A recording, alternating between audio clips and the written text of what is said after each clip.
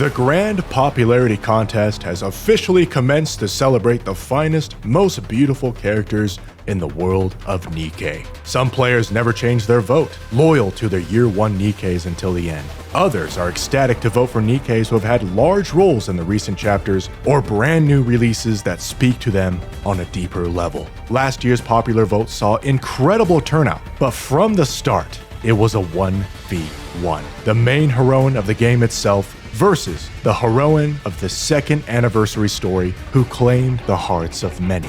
After a grueling battle and leaving the other contestants in the dust, a winner was picked by a mere fraction, resulting in a community more divided than ever before. That's not true, but for dramatic reasons. And no, it wasn't a slam dunk lead. We're talking a margin so razor thin that at one point during the voting window, Cinderella had actually taken the top spot on day 2, only for Rappy to collide back. The final gap was just under 40,000 votes out of nearly 3 million cast just between the two. Sounds like a lot until you do the math. That's barely a 2.5% gap separating them. Even the devs seemed to be astonished by Rappy's victory, which in turn caused more ruckus, seeing that the devs themselves had little faith. On the other hand, fans of second place Cinderella were devastated, even with the release of one of the most sought after gacha skins to date, and a non-gacha skin that cultivated 1,500 different cosplays. They craved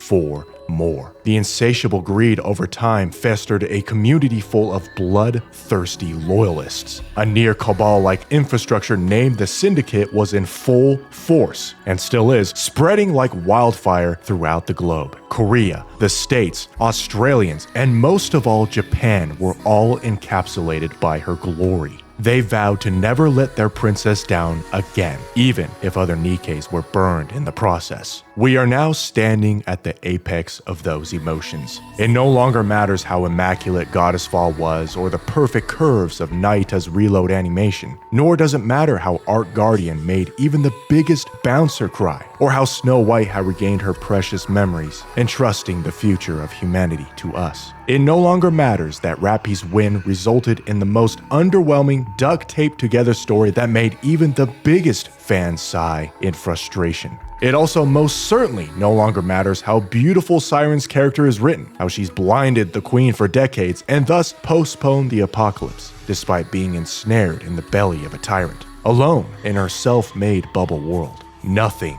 can stop the passionate frustration of losing a close second place. And with Rappy Red Hood now enshrined in the Hall of Fame, the battlefield has fundamentally shifted. There is no obstacle this time, no roadrunner to chase down, just a clear runway and a fan base that has been sharpening its claws for 12 months straight. The heat of battle was never at these measures back in the early days, with Red Hood in year 2 or Marion taking the crown in year 1, especially Marion. The community celebrated in union, and once the dust was settled, things went back to normal. People said hello in the streets, DM'd NIKKE creators asking them for feet pics, or went back to collecting acrylic stands to expand their shrines. But that was a different era, one where the wounds healed cleanly. This time, the scar tissue was still looking pretty tough. And now, Pole 4 is here. Let the slaughter begin. But before that, let's get real. All right, let's introduce you to the contestants, the top 10 characters most likely able to stand a chance against the might of the Syndicate. There's always a chance. Now, these are not in any particular order, so let's go. First, we have Naita. Whether or not you consider her the main heroess of Goddess Fall is a conversation for another day. But what's undeniable is that she left an impact. The moment she had to consume all her clones just to have a fighting chance against the queen, destroying their precious memories in the process, was a gut punch. And beyond the emotional weight, she is potentially NIKKE's biggest locked door when it comes to lore. Deep, the VTC, ultra-massive Rapture Course, the reason the commander carries the Queen Gene. Oh, and she's dangerously voluptuous behind those robes with the occasional motherly energy to round it all out. A lethal combination. Second, we have Liberlio, the heretic we got more than acquainted with recently and honestly got attached to faster than expected. We built a genuine friendship with her, wished her well on her journey to go convince her mother to, stop killing us. But then her delusions unraveled completely. The realization that the queen never actually raised her, never cared about her, that wretches had essentially fabricated her entire existence, decades of being a heretic, all of it rendered meaningless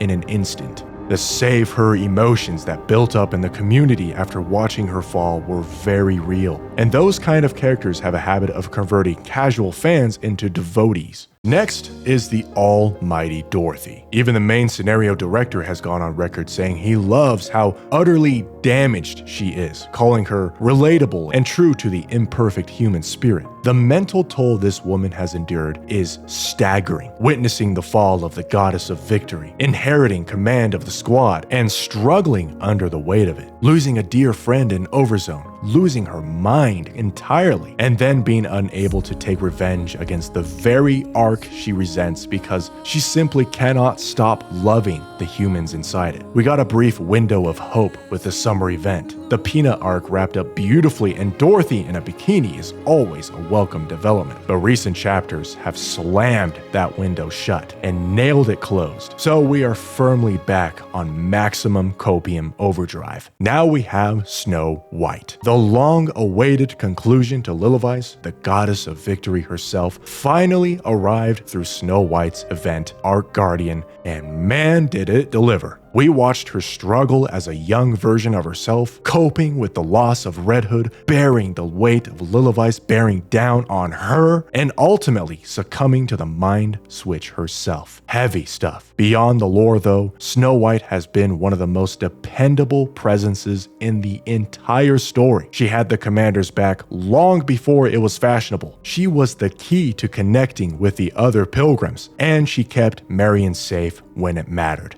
Well, her alter version is considerably more revealing than the original. Assets that were previously left to the imagination are no longer. She also remains to this day the only member of Pioneer without a frame, a wrong that needs correcting. The safer work version. Crown is next on this list, baby, and Goddess Fall gave her some of the hardest hitting lines in the entire game, capped off by one of the most unhinged displays of sheer willpower we've seen, getting ripped in half mid-battle and refusing to let the others notice. She's just constantly useful in every scene she appears in, whether it's comic relief, raw power, or the ability to make an impossible call without flinching. The definition of a wise leader, with just enough occasional stupidity thrown in to keep her human and lovable. She also carries those maternal vibes when the situation calls for it. The way she handled Marion said everything. And from a pure gameplay standpoint, she is arguably the most used unit in NIKKE history, never leaving the top 5 since the day she dropped. Next, we have Scarlet. Currently in a coma, if you can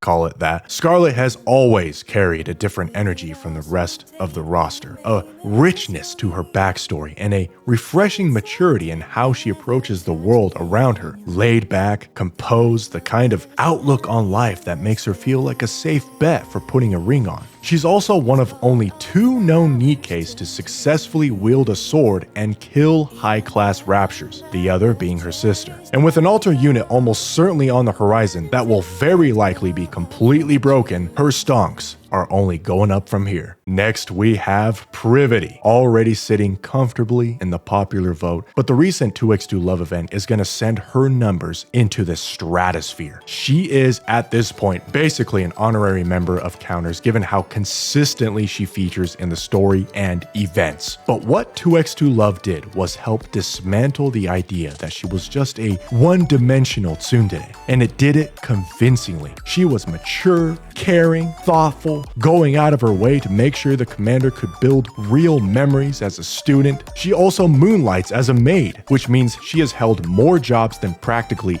anyone else in the cast, a testament to her work ethic. And yes, The maid thing also implies wife skills. She is the undisputed premier tsundere of this game, and at this point, no challenger is even close to holding that title. And of course, paired with privity is Arcana. As the overseer of the library, her role holds a lot more than people give her credit for. She was the other main heroine of 2x2 Love, and while some of her story branches stirred up quite the debate, the overall arc was a satisfying one that fleshed out her character in ways that felt earned, particularly her desire to simply live a normal life, rather than spend eternity as a NIKKE librarian working in isolation along a squad of fellow loners. That's all she wanted. Sometimes the simplest motivations hit the hardest. Anise might be coming in hot, and honestly, if the vote had happened after her upcoming event, she would be a serious contender for the top spot. But with the side story that already involves her heavily, the hype is pretty much present regardless. Anise is one of those rare characters where the more layers you peel back, including the flawed ones, the more you love her. She's been a part of counters since day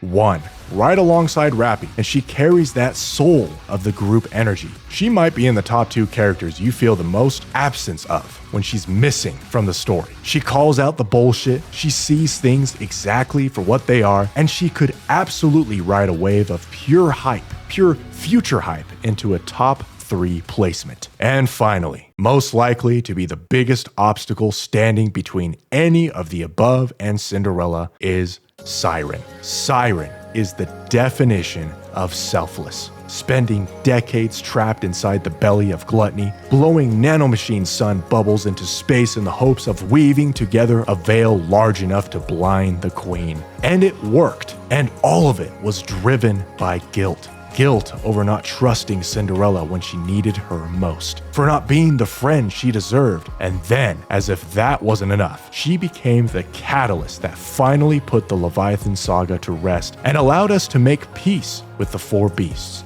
Thank fuck. Her kindness is almost dangerous in how far it extends. Her usefulness is simply unmatched. If there is anyone on this list capable of genuinely threatening the Syndicate's coronation, it is her. It is her very friend. How ironic. Before we wrap up, a few honorable mentions that absolutely deserve a shout out. Label, who has inspired some of the best fan art this community has produced in years, and not just a piece or two, but an impressive volume of it that kept her name circling long after her debut. Neon, fellow member of Counters, who has been getting a steady stream of lore recently that is certainly building into something worth paying attention to. Helm, who finished 6th place last year and has had major appearances in the main story as well as cosmetic love. Eleg, who charmed her way through the summer event and clearly has a dedicated fan base that punches above what her ranking might suggest. Alice, who landed 8th place last year and has since picked up a gacha skin. And finally, Aid, who placed 18th last year, which sounds pretty meh until you remember that was before her bunny altar dropped. A completely different conversation now.